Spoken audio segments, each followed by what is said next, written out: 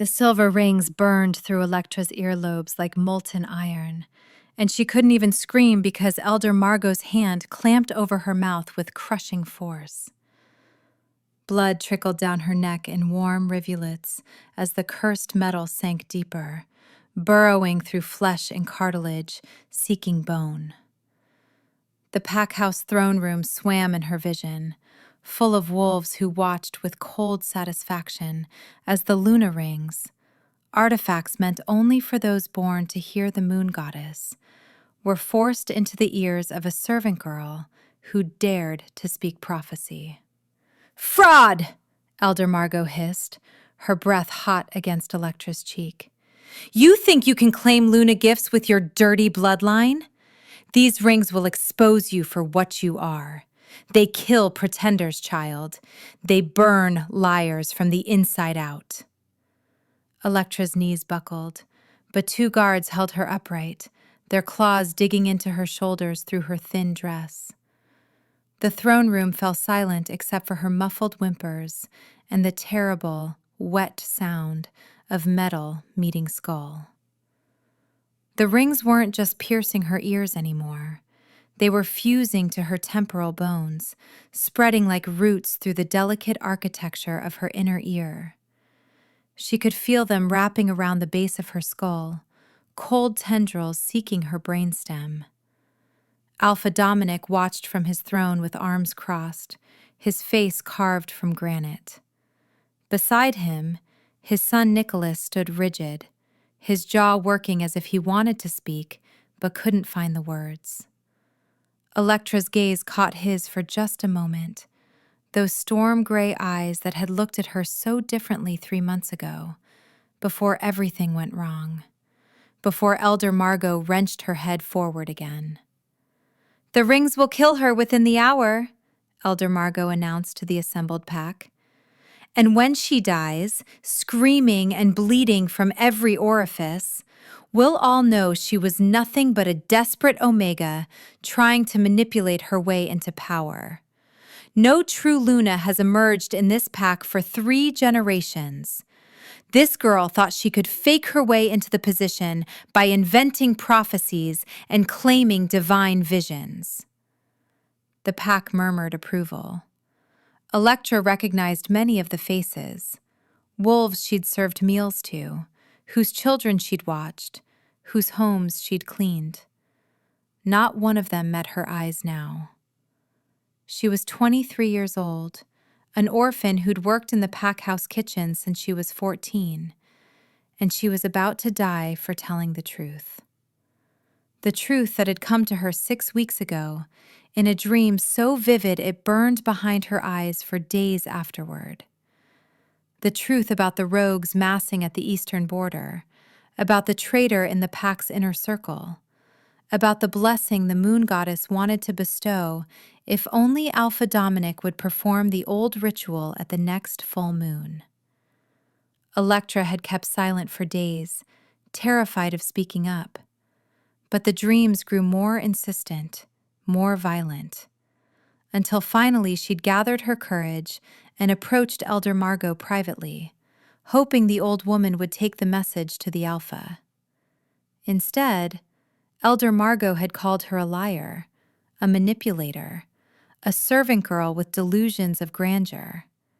And when Electra insisted, when she described details she couldn't possibly know, the scar on the Alpha's left shoulder from a training accident at age 12, the name of his dead mother's favorite hymn, the exact words the moon goddess spoke in her vision, Elder Margot's face had turned purple with rage. Now the rings burned deeper, and Electra tasted copper in her mouth. Her wolf, always weak and small inside her, whimpered and tried to retreat further into her consciousness, as if she could hide from this violation. The pain was transcendent, beyond anything Electra had imagined possible. It felt like someone was carving channels through her brain with hot needles, creating pathways that shouldn't exist. "Please," she managed to gasp when Elder Margot's hand shifted slightly. "Please, I'm not lying.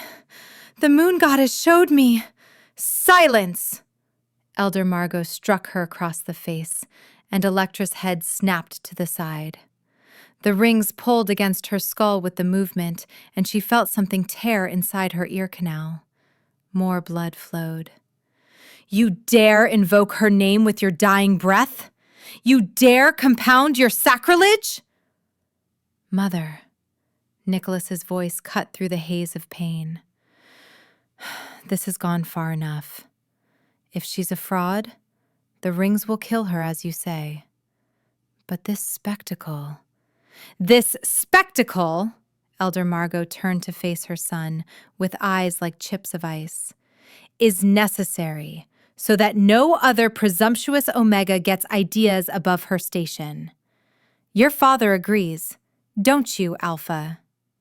Dominic's expression never changed. Continue, he said flatly. Nicholas's hands curled into fists at his sides, but he said nothing more. Electra wanted to laugh at her own stupidity. 3 months ago, Nicholas had smiled at her in the kitchen when he came down late at night for food. They'd talked for hours that first night, and many nights after. He'd treated her like an equal, asked her opinions, listened when she spoke about the books she borrowed from the Pack library. She'd been fool enough to think it meant something. Fool enough to think that when she brought forward her prophecy, he might believe her. But Nicholas was the beta heir. He would lead this pack beside whichever woman his father chose as Luna. He couldn't afford to defend a nobody servant girl, even if he'd once seemed to care. The rings pulsed with sudden heat, and Electra's scream finally broke free. Ah!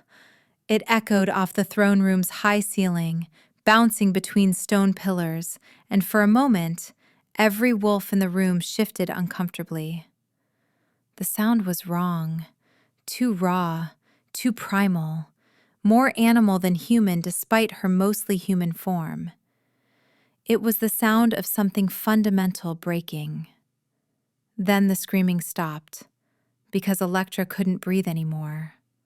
Her lungs seized, her heart stuttered. The rings flared brilliant silver white, blinding, and everyone in the throne room flinched back.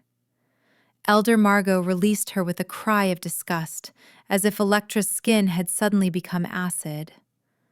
Electra collapsed to the floor, convulsing. Blood poured from her ears, from her nose, from the corners of her eyes.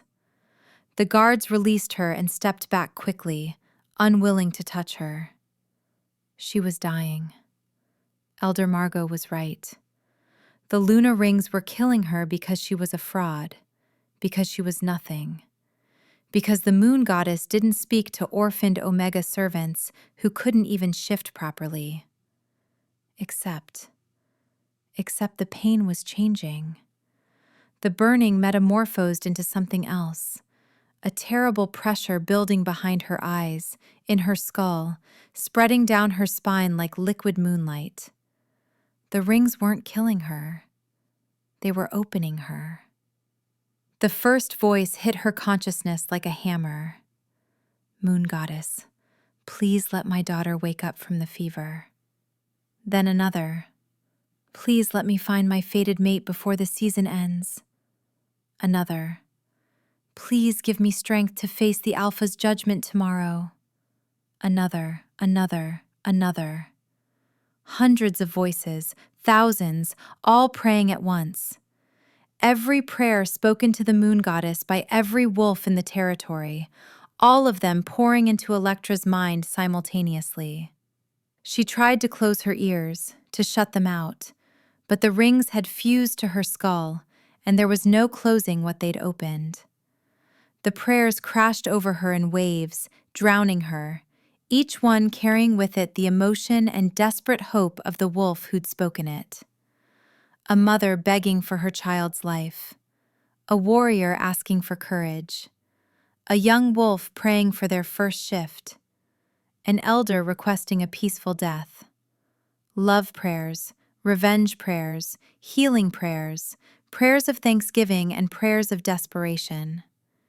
They came from everywhere, from the pack house, from the village, from the outer territories, from wolves she'd never met and would never meet.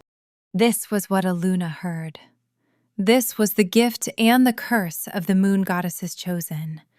The ability to hear every prayer, to know every need, to carry the weight of an entire pack's hopes and fears inside your skull every moment of every day. No wonder so few Lunas survived the blessing. No wonder they called it the Luna Rings and spoke of them with hushed reverence. No wonder her pack hadn't produced a true Luna in 3 generations. The previous candidate had gone mad within a week of the rings fusing to her skull, had clawed her own ears bloody trying to make the voices stop, had finally thrown herself from the highest tower just to find silence. Electra understood that impulse now. The voices were infinite and terrible and beautiful, and she wanted them to stop, stop, stop! What's happening? Elder Margot's voice sounded distant, barely audible under the tsunami of prayers. Why isn't she dead?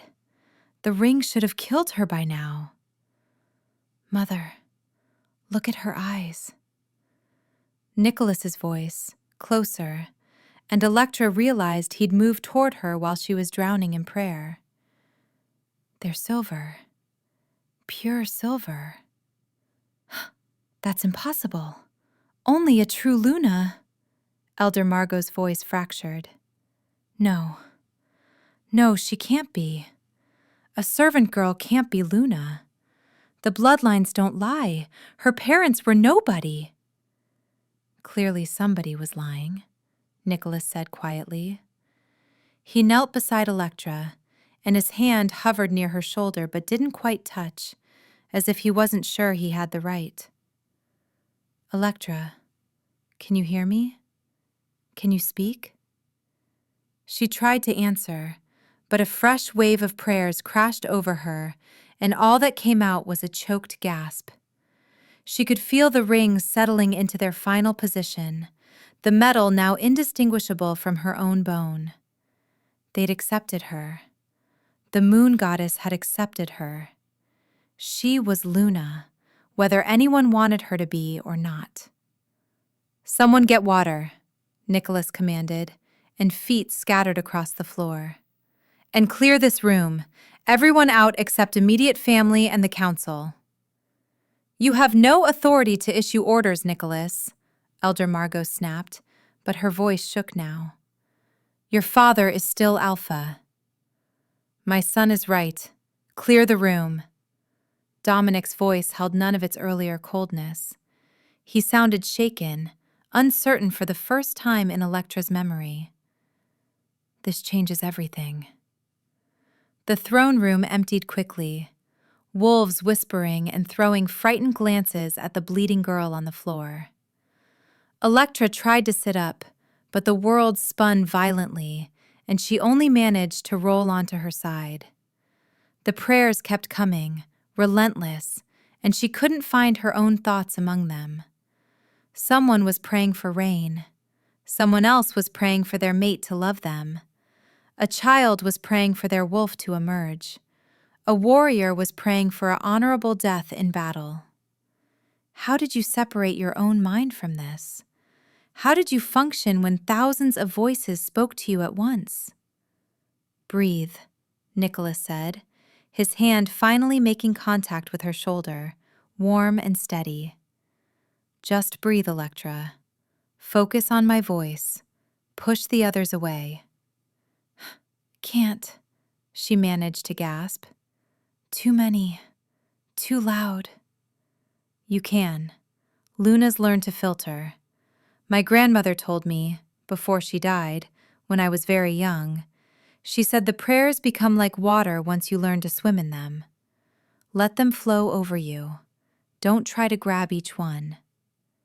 His grandmother. Electra had forgotten that Dominic's mother had been Luna before she died in childbirth with her 4th pup. That meant Nicholas had some memory of what this was like, even if he'd only been a small child when she passed. She tried to follow his instructions, tried to let the prayers wash over her instead of drowning in them, but it was like trying to ignore 1,000 people shouting directly into her ears. Every prayer pulled at her attention, demanded acknowledgement, begged for response. "Please," someone prayed, "let my son survive the challenge tomorrow. He's only 19, too young to die."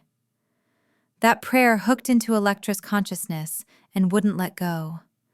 The emotion behind it was so raw, so desperate, a mother's terror for her child's life.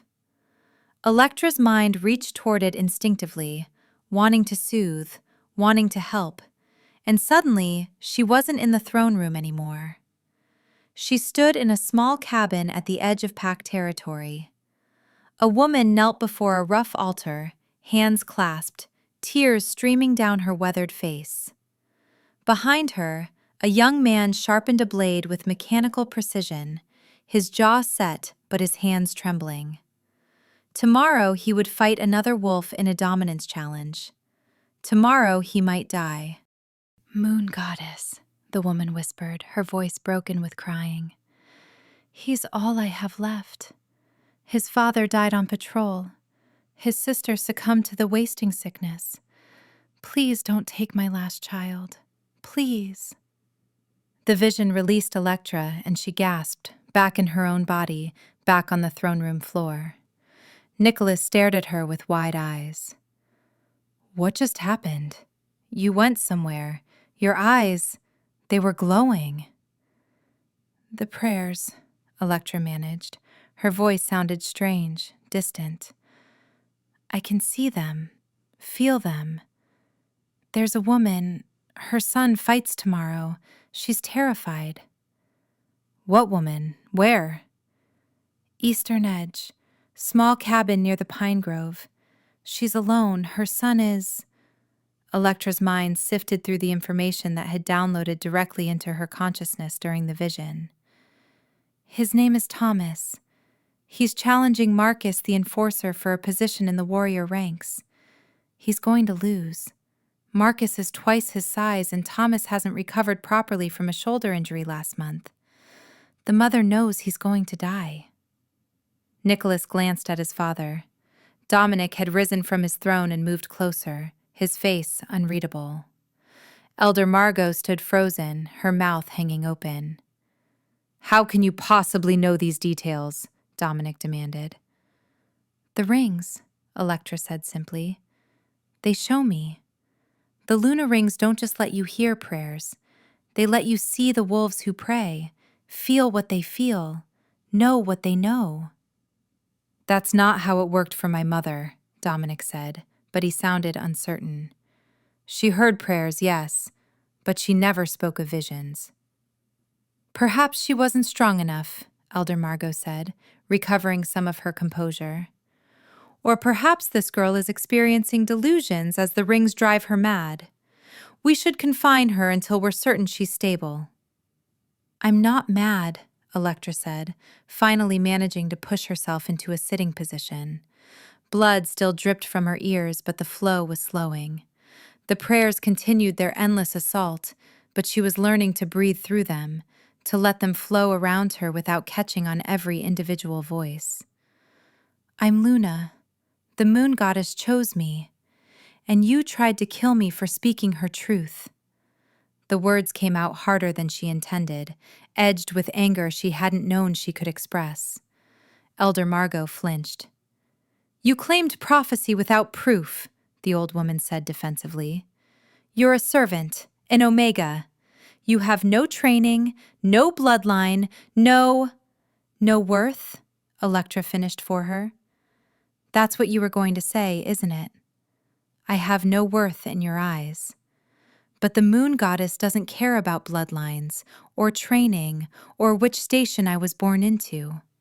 She cares about who can carry her gift without breaking. And apparently, that's me."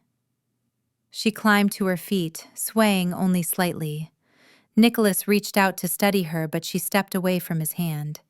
She wasn't sure she could handle his touch right now, not with everything else screaming through her consciousness. The prophecy I brought you was real, she continued, meeting Elder Margot's eyes directly. Something had changed in her, some fundamental shift that made it impossible to lower her gaze submissively anymore. Rogues are gathering at the eastern border. Someone in the inner circle is feeding them information. And the moon goddess wants you to perform the old ritual at the next full moon, the rite of territorial renewal. If you do, she'll bless this pack with prosperity and protection. If you don't, we'll face a war we can't win. The rite of renewal hasn't been performed in 50 years, Dominic said. It requires the alpha, the beta, and a true Luna working in concert. We haven't had a Luna. You have one now, Electra said flatly. The silence that followed was suffocating. Elder Margot looked like she'd swallowed glass. Dominic's expression remained carefully neutral, but Electra could see the calculations happening behind his eyes. Nicholas just stared at her like he was seeing her for the first time. This is insane, Elder Margot finally said. You can't seriously be considering recognizing this girl as Luna. She has no preparation, no education, no— She survived the Luna rings, Dominic interrupted. That's the only test that matters. The moon goddess either accepts you or kills you. There's no middle ground. He studied Electra for a long moment. Can you prove the rest of your prophecy? The traitor? The rogues? Electra closed her eyes and let herself sink into the flood of prayers again. This time she didn't fight the current. She let it carry her, searching for specific threads among the thousands, looking for anything related to rogues, to betrayal, to the eastern border. There. A prayer so faint she'd almost missed it, woven through with guilt and fear. Moon goddess, forgive me for what I've done. I had no choice. They have my daughter. I had to tell them about the patrol schedules. Please let them return her unharmed once they have what they want. Electra's eyes snapped open. Counselor Reed, she said. He's the traitor. The rogues kidnapped his daughter 3 months ago. They're holding her hostage, forcing him to provide information about our defenses and patrol rotations. He's been praying for forgiveness every night. Dominic's face hardened. Reed, you're certain? I can take you to him right now. You'll see the guilt written all over him. And if you search his residence, you'll find the letters. They're hidden in a lockbox under a loose floorboard in his study. That's a serious accusation, Elder Margot said, but she sounded less certain now. If you're wrong— I'm not wrong. The Luna rings don't lie. They can't lie. They show me truth whether I want to see it or not. Electra turned to Nicholas. Your father needs to send warriors to the eastern border immediately. The rogues are planning to attack during the next full moon, when they think we'll be distracted by celebrating the moon festival. They have 40 fighters gathered in the Shadow Gorge, waiting for Reed's final report on our defensive positions. Nicholas looked to his father. Dominic was silent for a moment, then nodded sharply. Gather the council, discreetly. I want Reed brought in for questioning, and I want scouts sent east immediately. If she's right about any of this— She's right about all of it, Nicholas said quietly. Look at her eyes, Father. They're still glowing silver. The moon goddess is speaking through her right now. Electra hadn't realized her eyes were glowing, but she could feel the power coursing through her veins now, settling into place like puzzle pieces finding their home. The rings had stopped hurting. They felt natural now, part of her body, as if she'd been born with silver metal woven through her skull. There's more, she said. The prophecy I saw, the rite of renewal. It has to be performed at the next full moon. That's in 3 days. The ritual requires the Alpha, the Beta, and Luna to stand together at the sacred grove and pledge their blood to the territory. If you perform it, The moon goddess will strengthen the pack bonds and grant protection. But more than that, she hesitated, uncertain how to explain what she'd seen. She'll reveal someone's true mate bond, someone in the leadership triangle, someone who's been separated from their fated mate without knowing it. The words hung in the air like a bell tone. Nicholas's gaze snapped to her face so quickly she heard his neck crack. "What does that mean?" Elder Margot demanded. "Whose mate bond?" The vision didn't specify, only that the ritual will bring true mates together as part of the blessing. The moon goddess says the pack needs that bond to survive what's coming. Dominic's eyes narrowed. "What's coming? Beyond the rogue attack?" "War," Electra said simply. "Not just with these rogues, with something bigger.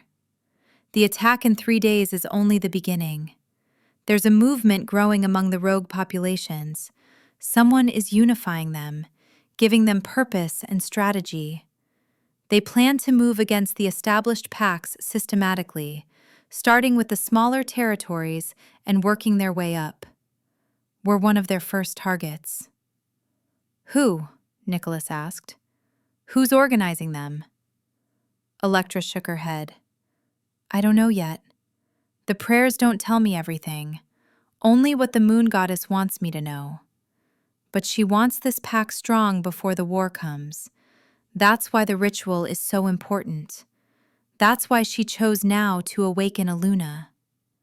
Elder Margot laughed, but it was a brittle, desperate sound.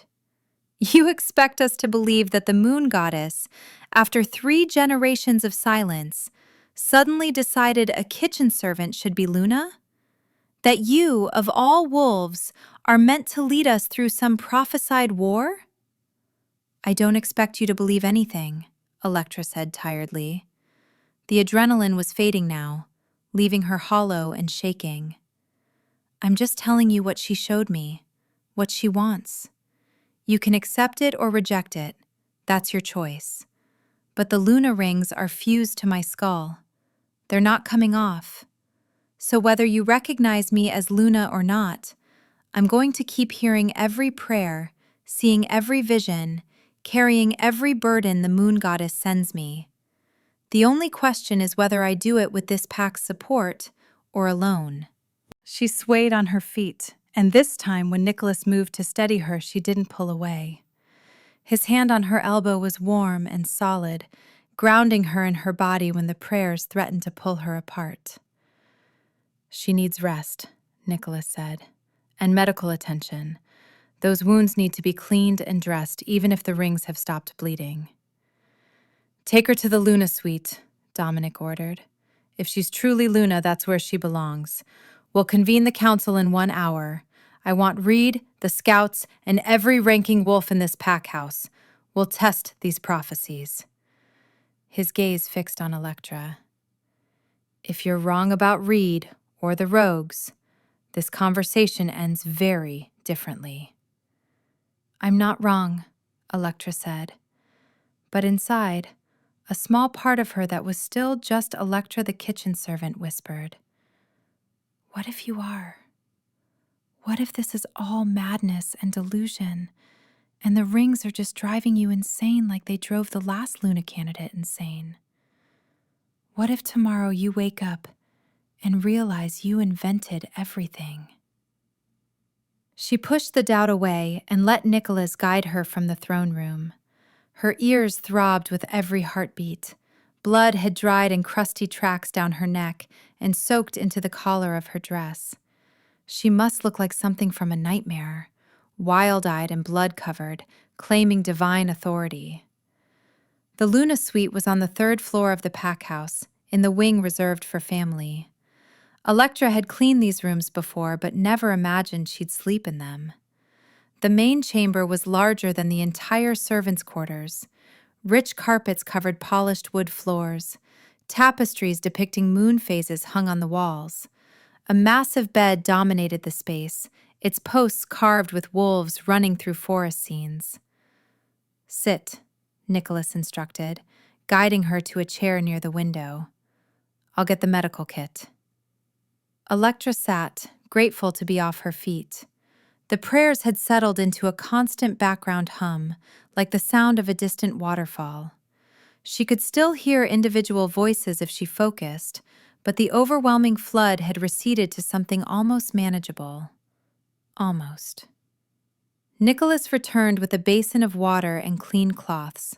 He knelt in front of her, close enough that she could smell his scent, pine and leather and something uniquely him that made her wolf stir with interest despite everything. His hands were gentle as he cleaned the blood from her neck and jaw. "I'm sorry," he said quietly, "for not defending you in the throne room, for not speaking up when my mother—" He stopped, his jaw tight. "I should have protected you." "You couldn't," Electra said. "Not without defying your father and the entire council. I understand." "That's not good enough." His gray eyes met hers, and she saw genuine anguish there. 3 months we spent talking, getting to know each other. I told you things I've never told anyone else. And when you needed me most, I stood silent. "You're standing here now," she pointed out. "That's something." "It's not enough." He dabbed carefully at her ears, wincing when she flinched. "The rings really fused to your skull?" "Yes, I can feel them. They're part of me now." "Does it hurt?" "Not anymore. It did during the transformation. It felt like dying." She managed a weak smile. "I suppose in a way I did die. The servant girl Electra is gone. Now I'm just this, whatever this is." "Luna," Nicholas said firmly. "You're Luna. My father will confirm it. He has to, now that the rings have accepted you." "Your mother doesn't seem convinced." Nicholas's expression darkened. "My mother has always been protective of rank and bloodline. She came from a powerful family and married into another one. The idea that someone from outside those circles could hold spiritual authority threatens her worldview." He rinsed the cloth in the basin, turning the water pink. "But she'll accept it eventually. She has no choice. The Luna rings are absolute proof." "What if I can't do this?" The words burst out before Electra could stop them. "Nicholas, I don't know how to be Luna. I've spent my entire adult life washing dishes and scrubbing floors. I've never led anyone. I've never made decisions that affected more than what we'd serve for dinner. How am I supposed to guide an entire pack?" "The same way every Luna before you did it. One day at a time. One prayer at a time." His hand came up to cup her cheek, thumb brushing away a smear of blood she'd missed. "You've been given a gift, Electra. A terrible, beautiful gift. The moon goddess wouldn't have chosen you if she didn't believe you could carry it." Or maybe she just needed someone desperate enough not to refuse. Nicholas's laugh was surprised and genuine. "Maybe. But I've watched you these past months. The way you care for others without being asked. The way you notice when someone is hurting and find small ways to help. The way you listen, really listen when people talk. Those are Luna qualities. You had them before the rings. The rings just gave you the power to express them on a larger scale." His words warmed something cold inside her chest. She wanted to lean into his touch, to let herself believe that maybe she wasn't completely alone in this transformation, but doubt still gnawed at her. "You said your grandmother told you about the prayers," she said, changing the subject before she did something foolish. "What else did she say about being Luna?" Nicholas withdrew his hand and sat back on his heels. "Not much. I was only 6 when she died. But I remember her telling me that being Luna meant carrying the pack's heart. That every prayer was a piece of someone's soul, given in trust, and a Luna's job was to hold those pieces carefully, to honor them." His gaze grew distant. She said the hardest part wasn't hearing the prayers. It was knowing you couldn't answer all of them, couldn't fix every problem or grant every wish. Learning to live without limitation was what broke most Lunas. That's comforting, Electra said dryly. She also said, Nicholas hesitated, then continued. She said that a Luna needs someone to hold her heart while she holds everyone else's. That the bond between Alpha, Beta, and Luna isn't just political or ceremonial.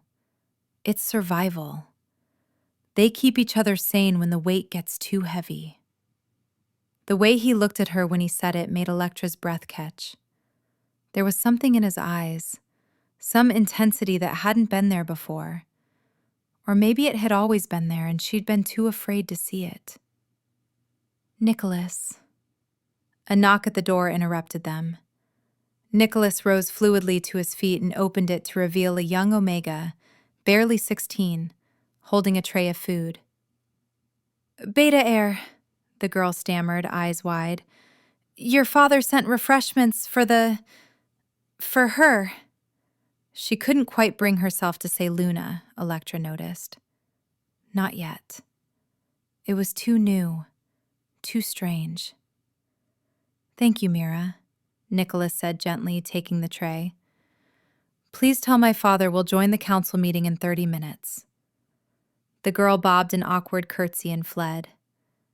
Nicholas set the tray on the small table near Electra's chair. Bread, cheese, dried fruit, and a pot of tea. Simple food, but Electra's stomach growled at the sight of it. She hadn't eaten since breakfast, and that felt like a lifetime ago. Eat, Nicholas instructed. You need your strength for what's coming. What was coming turned out to be a council meeting that felt more like a trial. The moment Electra entered the council chamber, she felt the weight of hostile eyes. 10 wolves sat around the long table, pack council members, high-ranking warriors, and Elder Margot at Dominic's right hand. They all stood when she entered, but it was the rigid, reluctant posture of wolves showing respect to rank they didn't believe she'd earned. Counselor Reed sat near the far end of the table, his face drawn and gray. When Electra's silver eyes fixed on him, he flinched visibly. It's him, she said. He's been feeding information to the rogues for 3 months. Reed shot to his feet. That's absurd! I would never betray your daughter, Electra, letting her Luna senses expand toward him. The rings grew warm against her skull, and suddenly she could feel his guilt like a physical weight. They have your daughter. Took her from the marketplace 3 months ago when she went out alone. They sent you her bracelet, the silver one with the wolf charm, with instructions to provide information or they'd kill her. You've been leaving reports in a dead drop near the old mill. Every third night, written in code they taught you. Reed's face went from gray to white. How could you possibly? The Luna rings show me truth. They show me prayers. And you've been praying every night for your daughter's safe return, begging the moon goddess for forgiveness, drowning in guilt. Electra took a step toward him. You didn't want to betray us. You love this pack, but you love your daughter more. I understand that. Any parent would make the same choice. She's my only child, Reed whispered, collapsing back into his chair. They said they'd return her after the attack. They promised. They're lying, Electra said gently. I'm sorry, but they never planned to give her back. She's more valuable as leverage. As long as they have her, they can control you. She turned to Dominic. We need to find her, fast, before the rogues realize we know about the traitor. How? Dominic demanded. If they've kept her hidden for 3 months. The prayers will guide us. Electra closed her eyes, sinking into the constant flow of voices until she found what she was looking for. She's praying. Right now. Reed's daughter. She prays every day that her father will find her, that she can go home. The vision opened around Electra, and she gasped as she found herself in a dark stone room. A girl, maybe 17, sat chained to a wall, bruised but alive. She's in a cave, the old copper mine, 2 miles east of the Shadow Gorge. They're keeping her in the deepest shaft, chained but not tortured. They need her healthy to maintain control over Reed. Nicholas was already moving. I'll take a strike team, small and fast. We can be there and back before dawn. Take 6 of our best, Dominic ordered. If this is wrong, if it's a trap— It's not wrong, Electra said firmly. I'm seeing through her eyes right now. She's alone in the cave. They only check on her twice a day. If your team moves fast, you can extract her before the guards return. Nicholas paused at the door, looking back at her. Trust me, Electra said, meeting his gaze. I wouldn't send you into danger if I wasn't certain. Something passed between them, some unspoken understanding. Then Nicholas was gone, taking 6 warriors with him. The council chamber fell into tense silence. Well, Elder Margot said acidly, we wait. They waited. 2 hours. 3. Electra sat in a chair they'd provided, maintaining the vision of Reed's daughter in the cave, even as her head began to pound from the effort. She watched through the girl's eyes as Nicholas and his team crept down the dark mine shaft, watched as they cut her chains and carried her out, silent as ghosts. Watched them slip past the rogue guards who were drinking and gambling near the mine entrance, oblivious to the rescue happening beneath their feet. Only when Nicholas's mind link confirmed they had the girl and were heading home did Electra release the vision. She swayed in her chair, suddenly exhausted beyond measure. They have her, she announced. She's safe. Reed sobbed openly, his head in his hands. The council members exchanged looks, surprise, speculation, grudging acceptance. Elder Margot's face remained stony.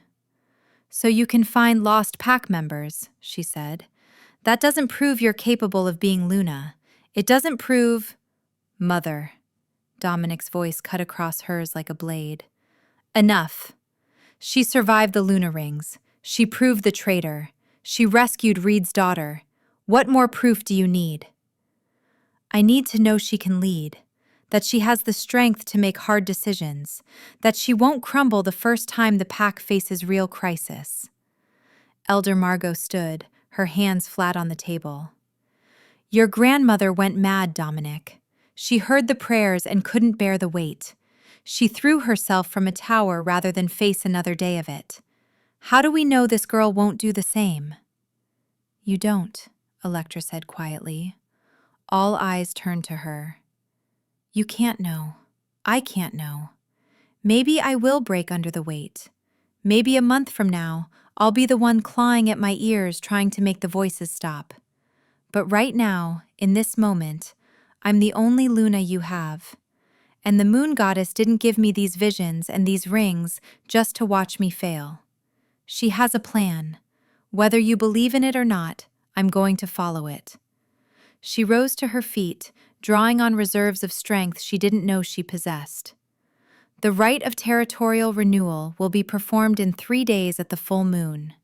Alpha Dominic, Beta Nicholas, and I will conduct it. The moon goddess will bless this pack, strengthen our bonds, and prepare us for the war that's coming. And all of you, her silver eyes swept the room, will be there to witness it. Because after that ritual, there will be no doubt, no questions. The moon goddess will make her will clear for everyone to see. It was a gamble. A huge, terrifying gamble. Electra had no idea what would actually happen during the ritual, but the prophecy had been absolute. Perform the rite, receive the blessing. She had to trust that the moon goddess knew what she was doing. Dominic studied her for a long moment, then nodded. 3 days. We'll prepare everything required for the rite. Counselor Reed, you're confined to house arrest until this situation is resolved, but given the circumstances, you won't face execution. Your service to the pack over the years has earned you that much mercy." Reed nodded numbly, still crying. The meeting adjourned shortly after. Electra barely made it back to the Luna suite before her legs gave out. Nicholas caught her before she hit the floor. "Easy," he murmured, lifting her effortlessly and carrying her to the massive bed. "You push too hard. Maintaining a vision for 3 hours. My grandmother said that kind of sustained connection could drain a Luna completely." "I'm fine," Electra lied, even as her vision grayed at the edges. "You're not fine. You're running on empty." Nicholas set her down gently on the bed, then moved to the door.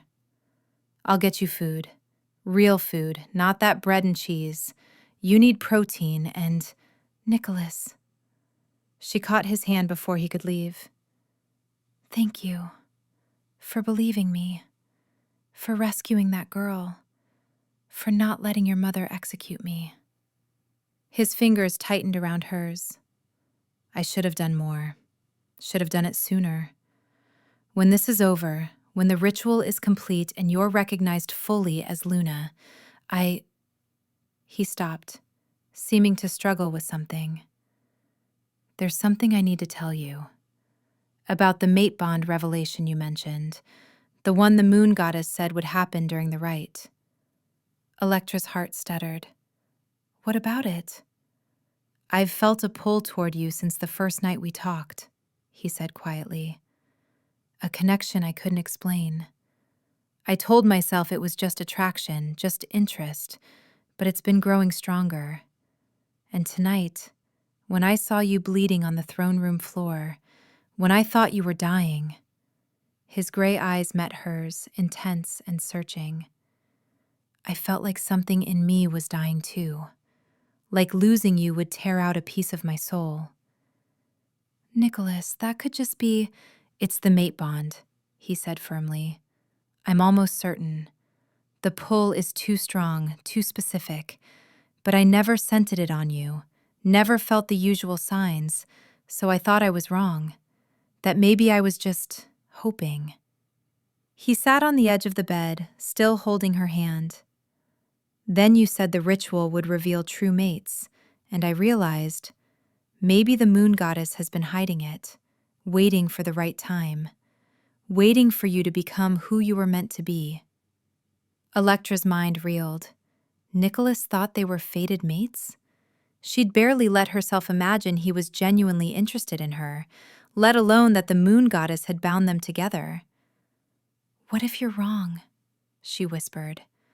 "What if it's not the mate bond? What if it's just—" "Then I'll accept it," Nicholas said. "But I don't think I'm wrong. I think we've been circling each other for 3 months, both too afraid to name what we felt.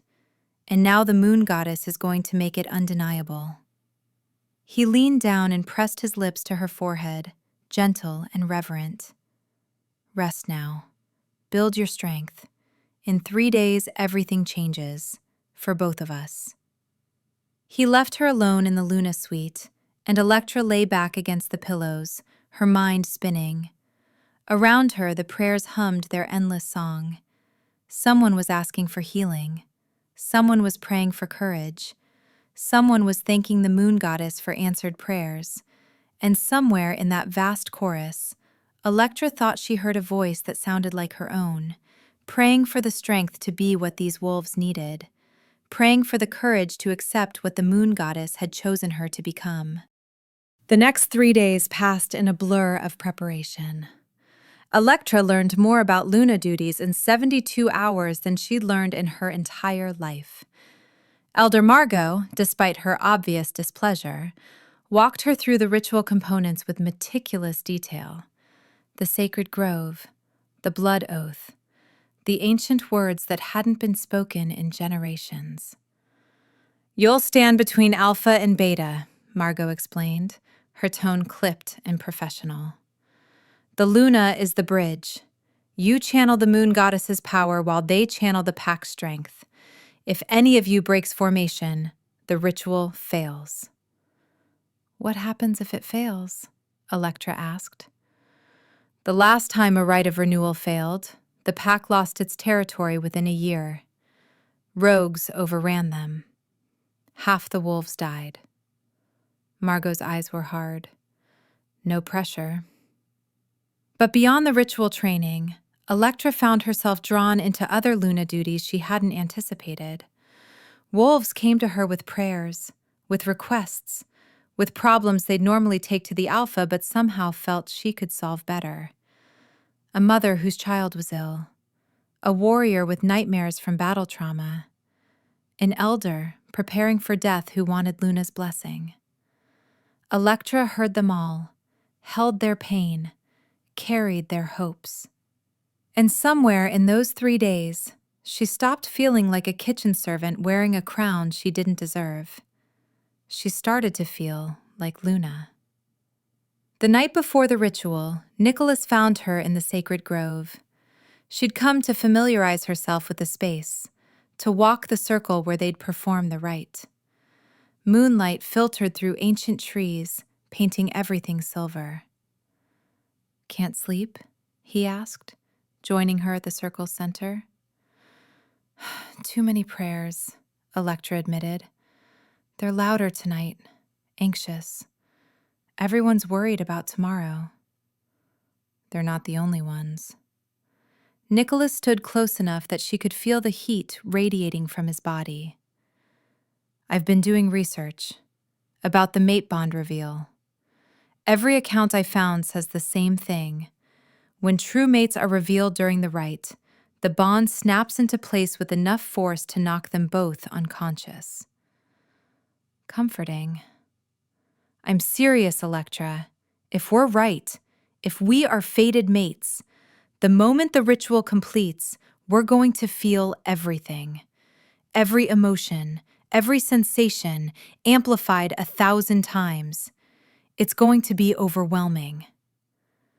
"More overwhelming than having thousands of prayers screaming through my head constantly?" He laughed.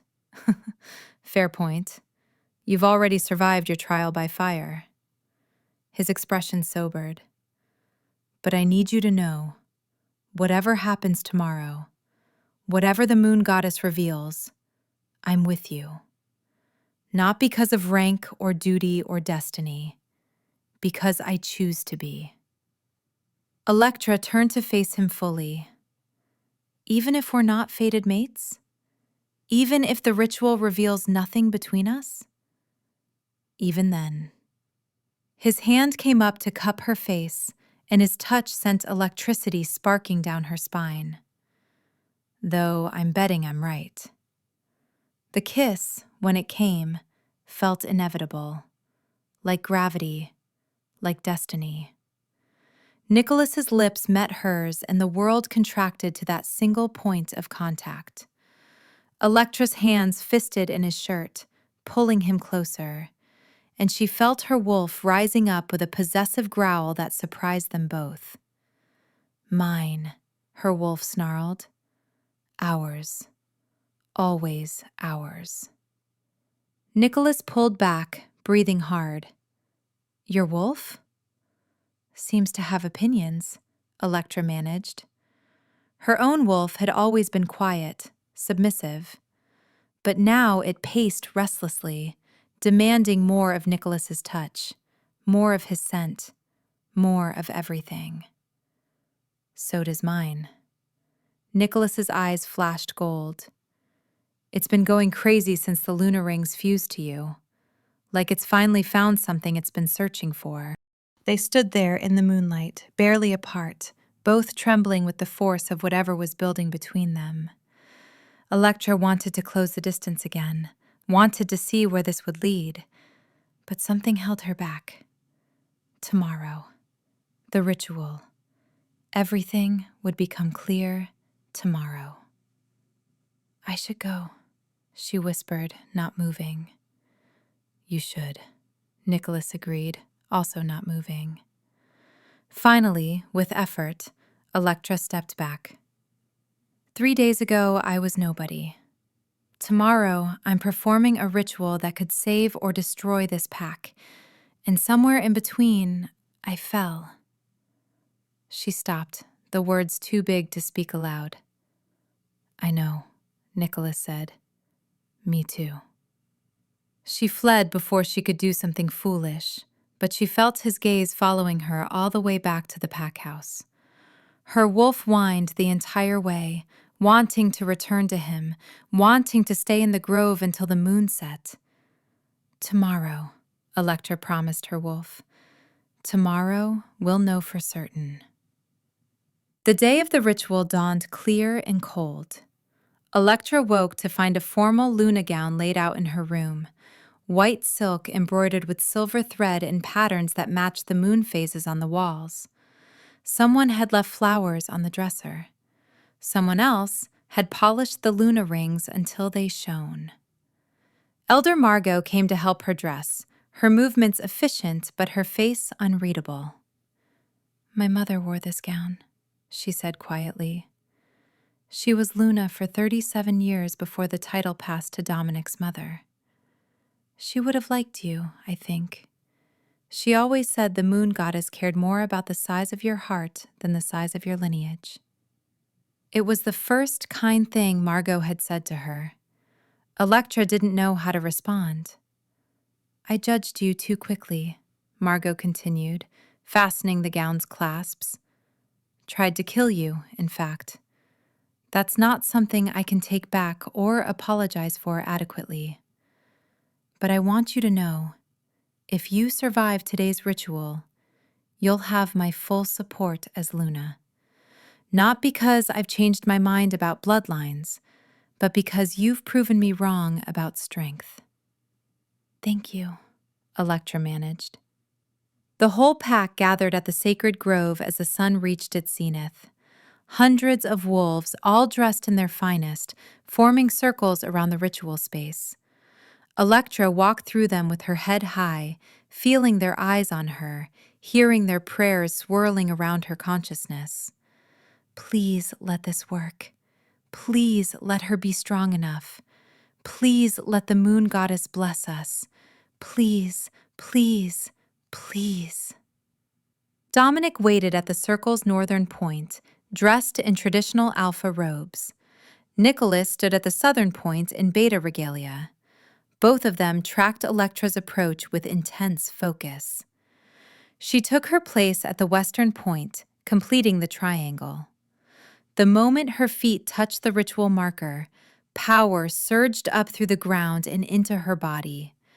The Luna rings flared silver white, so bright that wolves at the circle's edge shielded their eyes. We begin, Dominic announced, his voice carrying across the grove with supernatural clarity. The rite of territorial renewal, unperformed for 53 years. May the moon goddess accept our offering and grant her blessing. He drew a ritual knife and cut his palm, letting blood drip onto the sacred earth. Nicholas did the same. Then both men turned to Electra, waiting. Her hands shook as she took the knife. The Luna rings hummed against her skull, guiding her movements. She cut her palm quickly before fear could stop her, and let her blood fall to mix with theirs. The earth drank their offering greedily. For a moment, nothing happened. Then the ground began to glow. Silver light spread outward from their blood, tracing lines that connected the three of them. The lines formed patterns, ancient symbols that hadn't been seen since the last rite. They spiraled outward, encompassing the entire grove, binding the 3 points of leadership together. By blood we bind, Dominic intoned. By oath we swear. By the moon goddess's will, we claim this territory and pledge to protect all wolves within it. By strength we lead, Nicholas continued. By wisdom we guide. By the moon goddess's grace, we accept the burden of stewardship. By prayer we hear, Electra finished, the words flowing from her lips as if someone else spoke them. By vision we see. By the moon goddess's love, we carry the pack's heart. The silver light exploded upward, forming a pillar that connected earth to sky. Electra felt power rush through her in waves, not her own power, but something vaster. The moon goddess herself, touching the ritual, blessing it, making her presence known. And with that presence came revelation. Electra's vision expanded until she could see every wolf in the grove simultaneously. More than that, she could feel them. Every heartbeat, every breath, every hope and fear. The pack bond, dormant and weak for generations, suddenly blazed to life. She was connected to them all, tied by threads of silver light that pulsed with shared life. This was what it meant to be Luna. Not just hearing prayers, but being the living link between the moon goddess and her wolves, being the heart that held them all together. The power crescendoed, and suddenly Electra understood what the prophecy had meant, the revelation, the true mate bond. Because standing across from her, connected by a line of light that burned brighter than all the others, was Nicholas. Their eyes met. The bond snapped into place with the force of a lightning strike. Everything Electra had ever felt for Nicholas, the attraction, the trust, the growing affection, suddenly made perfect sense. They weren't just random feelings. They were the mate bond, dormant and hidden, waiting for this moment, waiting for her to become Luna so the moon goddess could reveal what had been there all along. Nicholas's wolf surged forward, golden eyes blazing, and Electra felt the answering call in her own soul. Mine, both wolves sang in perfect harmony. Ours, forever. The ritual circle couldn't contain the force of their bond. Silver light shot outward like a shockwave, washing over every wolf in the grove. Pack members gasped and stumbled as the power hit them. But it wasn't destructive. It was healing, strengthening. Every weak bond suddenly reinforced. Every broken connection suddenly mended. The pack, fractured by years of having no Luna, suddenly became whole again. And at the center of it all, Electra and Nicholas stood frozen, staring at each other across the glowing circle, both of them shaking with the magnitude of what they felt. Fated mates, Dominic breathed, wonder in his voice. The moon goddess revealed it.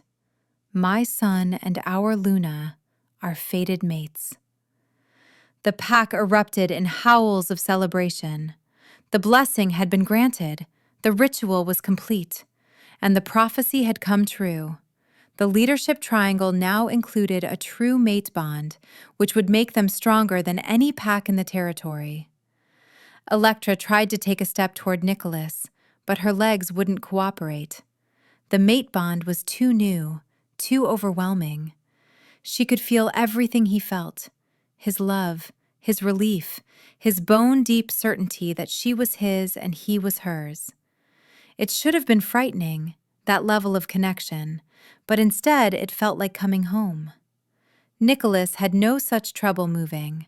He crossed the ritual circle in 3 strides and pulled her into his arms, and the moment they touched, the bond settled into place like a key in a lock. Perfect fit, meant to be. Told you I was right, he murmured against her hair. Electra laughed, slightly hysterical with relief and joy and exhaustion. You did. You really did. Luna, Nicholas said formally, pulling back just enough to meet her eyes. Fated mate, love of my life. Will you accept this bond? Will you stand with me as Beta's mate and help me lead this pack? Yes, Electra said, not hesitating. Yes to all of it. He kissed her then, in front of the entire pack, and the cheering grew deafening. The lunar rings flared bright enough to rival the sun, and Electra felt the moon goddess's approval wash over them like a benediction. The celebration lasted 3 days. Reed's daughter was recovered fully and reunited with her father. The rogues at the eastern border, deprived of their intelligence source, were driven off by pack warriors without a single casualty. The traitor was pardoned publicly, his sacrifice for his daughter recognized and honored. The pack bonds, strengthened by the ritual, hummed with new vitality. And through it all, Electra stood beside Nicholas, learning what it meant to be not just Luna, but Luna and mate. The prayers still came, constant and endless, but now she had someone to help her carry the weight. When the voices grew too loud, Nicholas was there to ground her. When the visions threatened to overwhelm her, his presence pulled her back to herself. "I dreamed about you before the rings," Electra confessed one night as they lay together in the Luna suite. "Months before. The moon goddess showed me your face, but I didn't know what it meant. I thought it was just wishful thinking." "She was preparing you," Nicholas said, running his fingers through her hair. "Preparing us both. The mate bond was always there, just waiting for the right moment to reveal itself." "Do you think she planned all of this? The prophecy, the rings, even Elder Margot trying to kill me?" "I think the moon goddess sees possibilities, not certainties. She gave you the tools, the visions, the rings, the mate bond, but you chose what to do with them. You could have run, could have refused the rings, could have let fear silence you. But you didn't." Electra snuggled closer, listening to his heartbeat. "I was terrified." "Being brave doesn't mean not being afraid. It means doing what's necessary despite the fear." He pressed a kiss to his forehead. "You're the strongest person I know, Electra, and I'm honored to be your mate." The words settled into her heart, warm and true. She thought about the kitchen servant she'd been just weeks ago. Quiet, overlooked, powerless. That girl was gone, transformed by divine fire into something greater. But she hadn't lost herself in the transformation. She'd just finally become who she was always meant to be. "The war is still coming," she said quietly. The prophecy was clear about that. The rogues regrouping, the mysterious leader unifying them. This victory was just the beginning. "Then we'll face it together," Nicholas said firmly. "Alpha, Beta, and Luna, united by blood and bond and purpose. Whatever comes, we'll be ready." Electra closed her eyes and reached out with her Luna senses, feeling the pack bonds pulse strong and steady. Every wolf connected, every prayer heard, every burden shared. They were whole again, maybe for the first time in generations. And with Nicholas beside her and the moon goddess's blessing warming her soul, she finally believed they might actually survive what was coming. The Luna rings hummed softly against her skull, no longer painful, no longer foreign, but simply part of who she was now, part of who she'd always been meant to be. Servant no more, Omega no more. Now and forever, she was Luna, fated mate, guardian of prayers, carrier of the pack's heart.